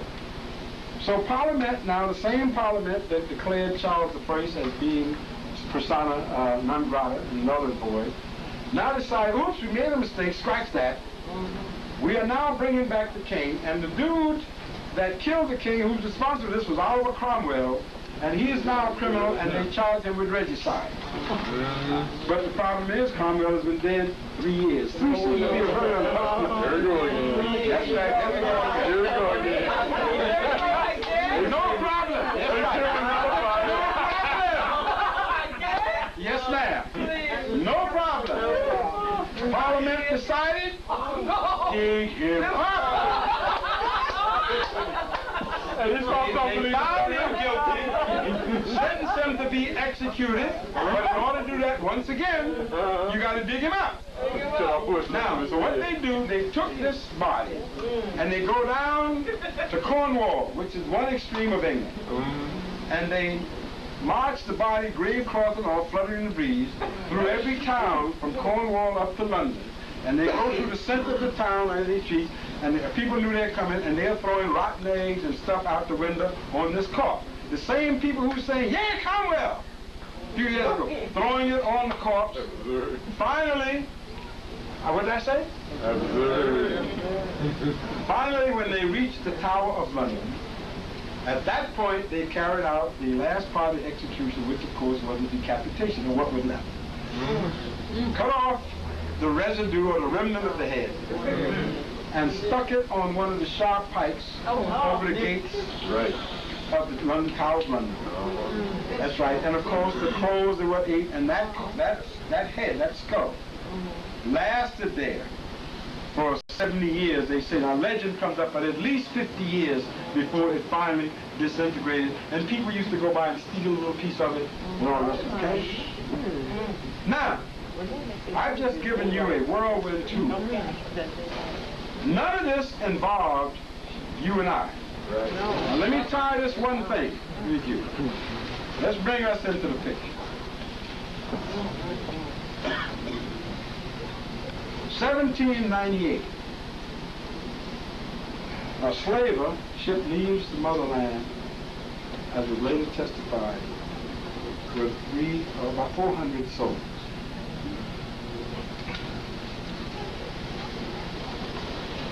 When you get out in the first part of the Middle Passage, some kind of epidemic, because the way they broke out aboard ship among the involuntary passengers. The captain made the decision that in order to save the ship, to do what? To jettison the involuntary passengers, which is us. Throw them overboard. We don't know the exact figure because the figure's there, but over 200 people were down the platform. Now, you're Africans, and I don't know why y'all don't want to be called Africans. It's a very honorable name. We're very surviving. Now, you're not going to believe what happened. One dude managed to survive. He hung on to a rope underneath the ship. That's right. He hung on to this rope, and that came out in the trial, as these people tell you. Read Adrian Hickenbottom's first book on In the Matter of Color. It is documented in there. This case. Now, for what happens when they get to Jamaica, which was the destination, this man met some people from his clan, and they said, hey, if you can get in, they got him, how this is, because they had their own, we had our own underground, so not too many people know. You had an underground in the island, but just like you had, going from here through Maryland and Harris Tubman. But in any event, this man eventually got to England. So obviously what must have happened at night? He possibly got aboard ship, somebody gave him some food. But anyway, because this is a trip of some 3 months from the motherland. But he ends up in in England, and he gets to see Charles James Fox and William Wilberforce. These are the people, who were instrumental in trying to stop the African slave trade. And he had a job convincing them that his story was true. They checked it out their job. Now, who was it that made their money insuring involuntary cargo? Lloyd's of London. That's how they made their name. They had insured the cargo. So now the issue wasn't even about murder. The issue was Lloyd's of London does not want to pay the insurance because they say, but when you threw these people off, this was murder. And we are not, one of the clauses in the contract saying we don't have to pay you to commit murder because murder is a crime. The owners of the ship, the gentleman adventurer, says no, this was the necessary action. So it goes to admiralty. The question then, of course, is, were these Africans human beings or were they cargo? If human beings, Lloyd's of London would not be liable. The people on the ship that own the company would be also liable for criminal prosecution. If they were indeed cargo, then the company that owned the ship and the involuntary cargo would be exonerated and Lloyd's of London would have to pay off the insurance. Now, I could leave y'all with a puzzler. You want 20 guesses as to how? No, Lloyd's had to pay. Lloyd's had to pay. Lloyd's had to pay. Lloyd's had to pay. Lloyd's had to pay. Yes. Lloyd's had to pay. Now, when we come one level down, one of the things that I have not spoken on, and we need to do 3 or 4 lectures on that since so little of it has been talked. I mentioned it on a radio interview the other day. This book, Colonists in Bondage. Yeah. White servitude and convict labor in America from 1667, during the same time, back to 1776. The cutoff date, of course, has to be 1776, because that was the date the so-called American Revolution was successful. England could no longer dump its unwanted people on here, and that's what caused all of them crackers in Australia. Between 1778, when the first convict ship landed in Australia, to 1868 when they stopped, pretty close to 600 million people were transported from England to Australia. 600 million.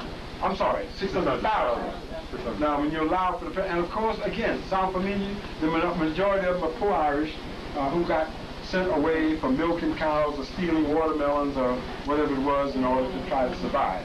Allow me to borrow this for a minute so you may get it back. What I want to give to you, this book is out of print, you may find it. It's by Albert Emerson Smith. Now, and again, I take you all the way into the document. It takes a little longer, but I'd rather do this so you know the source. Now, in here, Smith did this. This was his doctoral dissertation, 1947. Published originally by the University of North Carolina Press. What was the last price they were quoted for this book available, Walter? $90. $90. What? Yes, any kind of condition. $90. And the guy said the cover's falling apart, but that's how rare it is. W.W. Norton brought out this paper back in 1967. Y'all see how I'm patching and trying to hold up. But I would like to share with you, again, we're talking about their inhumanity event. Now, look at this, right here, Maryland. Go and look in your Maryland state history and see how much of this you can find. The servant in the plantation. This is what they would do to you when they brought you here, either as a convict slave. Never mind that indentured servant garbage. These were slaves as well. They put them in the field. The only way they stopped was because these white slaves started, and this happened in the West Indies too, these white slaves started making common cause they should have with who? The African folk. and having these uprisings, which meant that it became a threat to this absurd system. So they had to reluctantly give a few more privileges, if that's the word, to their European counterpart black. For example, now you say, well, how did they notice that? What they did, Virginia, Maryland, South Carolina, the way they did the whites, they marked them.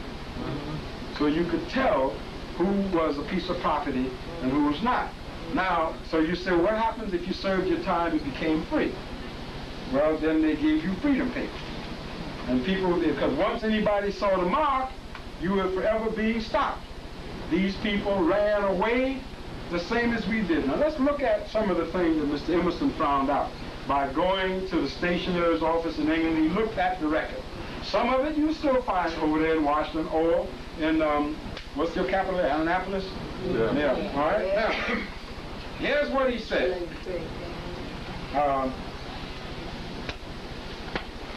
When a servant ran away, early laws provided for the pursuit of such servants by hue and cry, thus depending upon the ancient obligations of Anglo-Saxons to ensure recovery. Since in every colony this proved inadequate, new acts directed the public officials to pursue at public expense, pressing into service men, boats, and whatever assistance might be necessary. But the most effective method was simply that of offering a reward to anyone who brought a runaway servant or convict back. Again, we're not talking about folks in this room. Or lodge him in a jail whence he could be procured by his master. Note the term, master. All this is going on, children, at the same time that they're bringing us over here from Africa. Okay?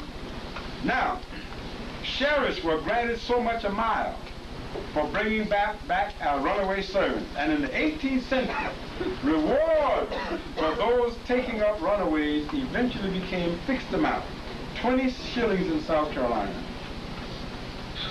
200 pounds of tobacco in Virginia and Maryland, 15 shillings in Jersey, and so on.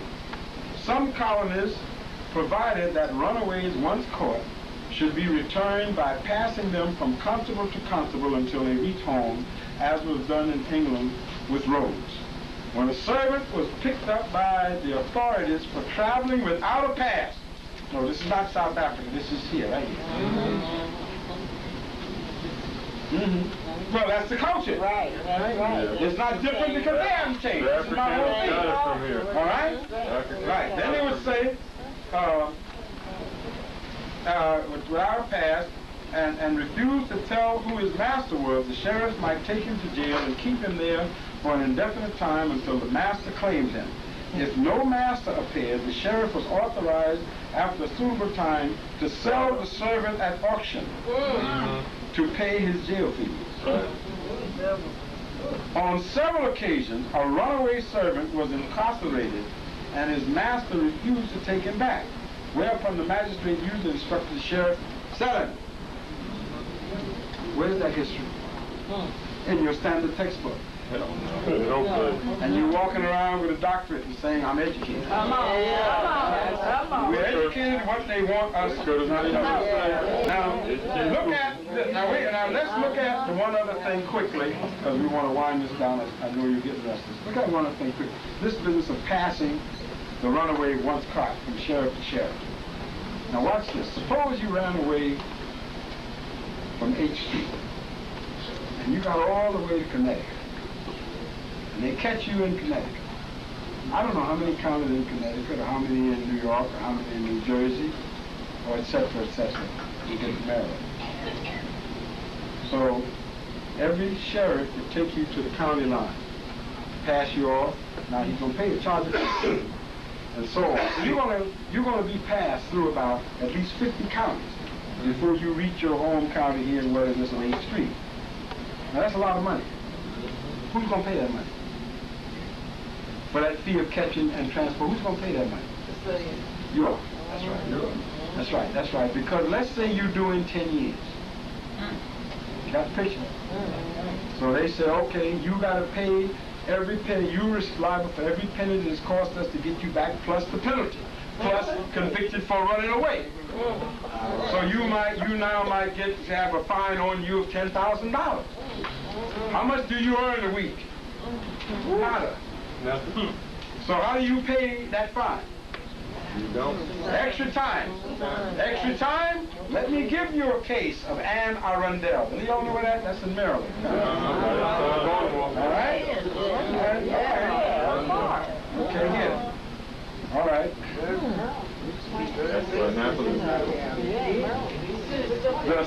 Listen to this, right?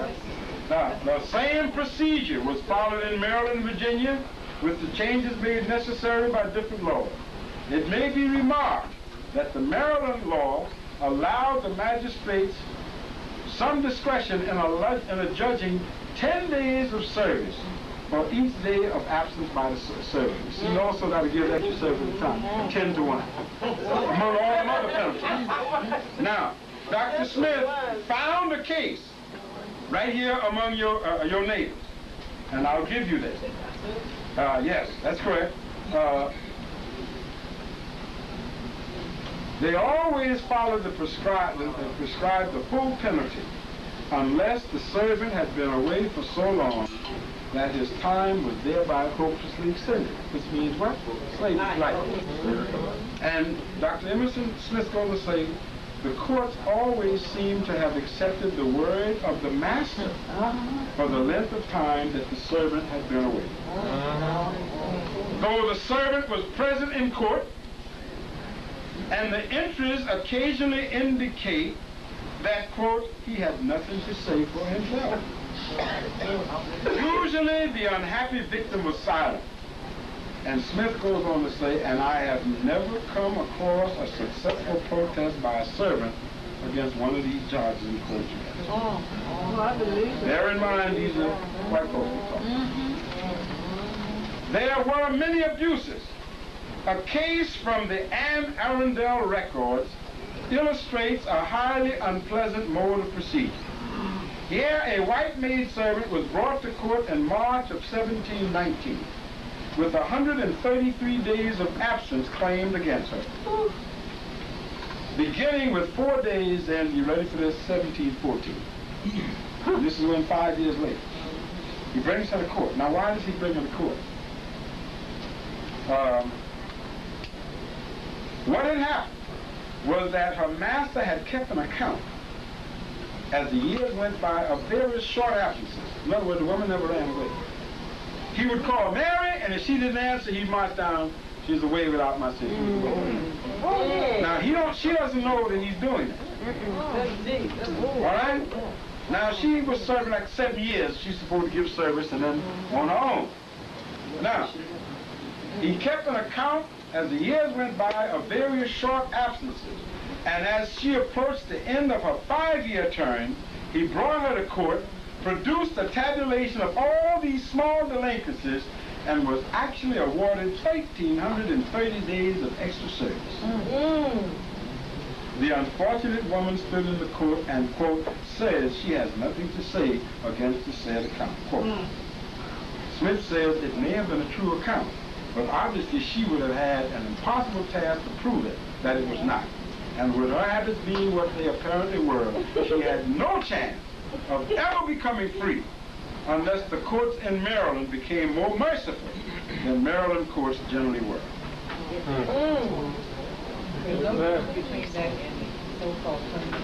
Precisely. Precisely. Right. And one other little section here, they tell you as background for this, how they got these white folks here.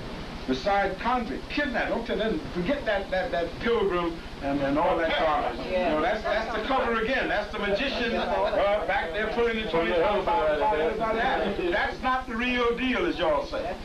Right?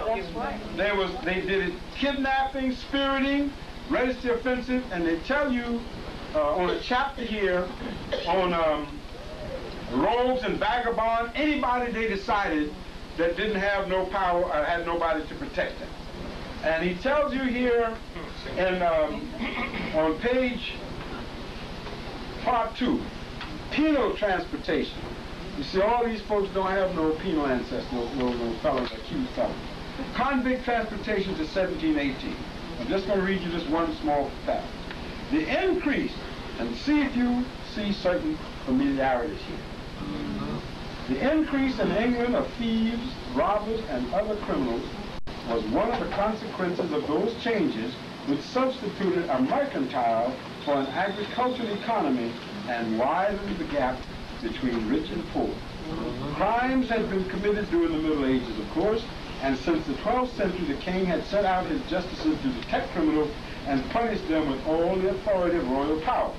But crime as a social problem did not exist until great numbers of poor people had been turned away from their manorial or agricultural occupation on the land, occupations, and set adrift in a society which was learning to disclaim responsibility for their support.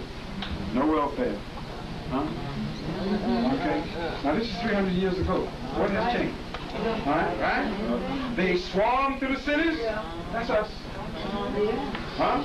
Idle, masterless, unwanted persons, and they live by whatever wretched devices they could invent.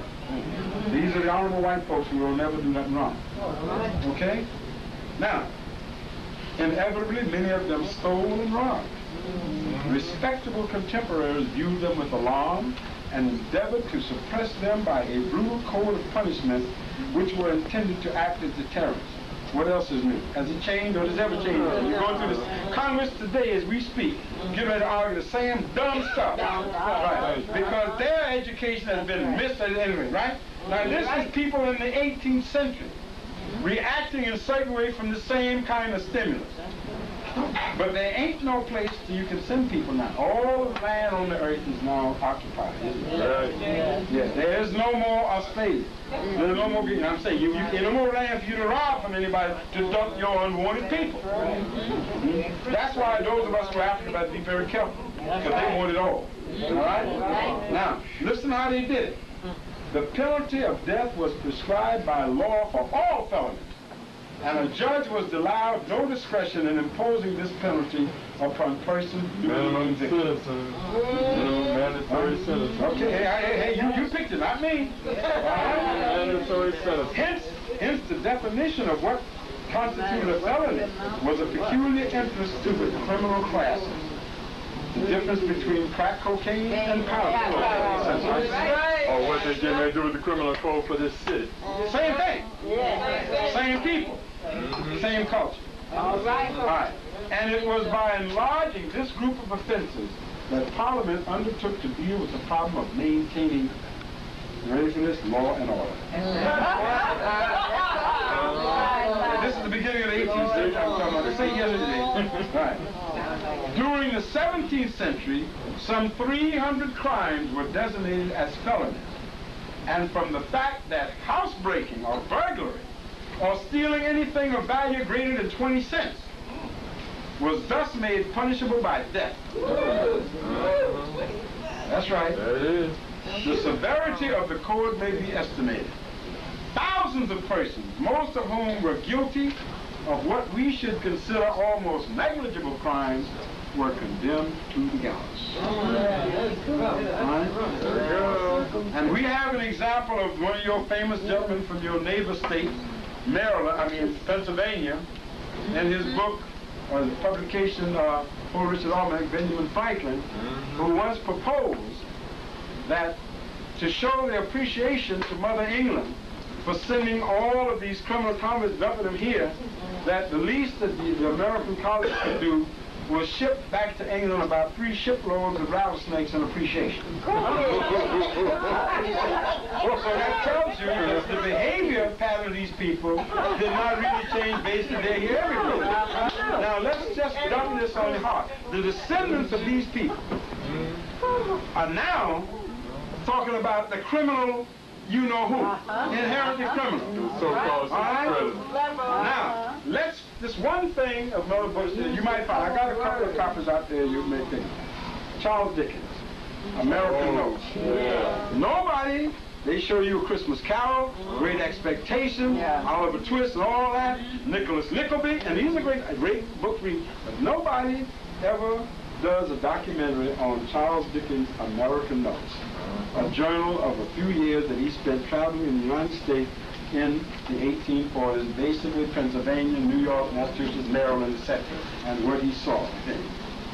And he tells us, the wonderful master, he talks in here about advertisements that he read in the daily newspapers about masters, quote, trying to recover their runaway African property.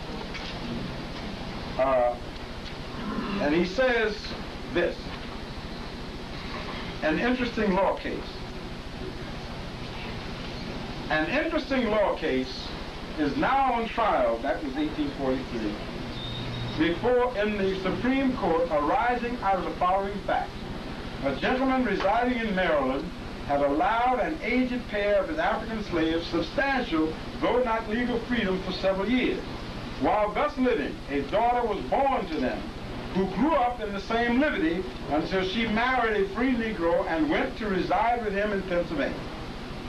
They had several children and lived unmolested until the original owner died, when his heir attempted to regain them. But the magistrate before whom they were brought decided that he had no jurisdiction in the case. The owner seized the woman and her children in the night and carried them off to Maryland. Right? Law and order. Okay? And now he goes on to say, and these are ads in the newspapers at that time. Cash for Negroes, cash for Negroes, cash for Negroes is the heading of advertisements and great capitals down the long columns of the crowded journals. Woodcuts of a runaway Negro with manacled hands, crouching beneath a bluff pursuer in top boots, who having caught him, grasped him by the throat. Agreeably diversify the pleasant text. The leading article protests against that abominable and hellish doctrine of abolition, which is repugnant alike to every law of God and nature. Can't have these Africans running around free. Okay? Now, then he goes on to say, the Negroes, big and little, are not protected by public. They say the Negroes are protected by public opinion. Remember Mr. Sonny Bean? Now, here's what Dickens says. Let us try this public opinion by another test, which is important in 3 points of view. First, as showing how desperately timid of the public opinion slave owners are in their delicate descriptions of fugitive slaves and widely circulated newspapers. Secondly, as showing how perfectly contented the slaves are. Isn't that what Mr. Hammond tells us? Right? And how very seldom they run away.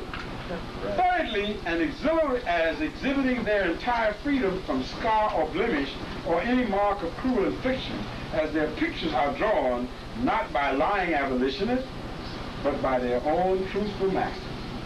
The following are a few specimens of the advertisements in the public papers. It is only 4 years since that the oldest among them appeared, and others of the same nature continue to be published every day in shows. And he goes on to quote, advertisement for the recaptured ancestor. Ran away, the Negress Carolyn. I put a collar on her neck with one prong turned out. This is the master advertising for the return of his human property. Another one reads, ran away, a black woman, Betsy, had an iron bar on her right leg. Ran away, the Negro Manuel, much marked by my irons. Ran away, the Negress Fanny, had on an iron band about her neck. Ran away, a Negro boy about 12 years old, had around his neck a chain dog collar with the Lamford engraved on it. These, mind you, are from advertisements in the daily newspapers this period. Nobody mentioned cannibal. Ran away. If you find them, be careful because they're going to eat you. Right? Ran away, the Negro Hound, H-O-W-N, has a ring of iron on his left foot. Also Greaser, his wife. What did we do during slavery? The man and his wife doing what? Voting for freedom with their feet. That's right. Both of them left. And she has a ring and a chain on her left leg. Now listen to what Mr. Gibson is people, y'all. He has an iron ring on his left foot. His wife got a ring and chain on her left leg. Now you got to admit, it don't take much imagination to see that these people are going to be running with some considerable handicap. But still, damn it, they're trying. Now, can you give any more evidence of that? Obviously, these are contented slaves. Right? Okay? Committed to jail. A man who calls his name John. He has a clog of iron on his right foot, which weighs about 4 or 5 pounds. Even with that weight, John took off. Now, who's saying this? Not propagandists. These are the owners describing their property. You got to think it's happy because they want to get them back, don't they? That's right. Okay? Detained at the police jail, the Negro wench, Myra, has several marks of lashing and has iron on her feet.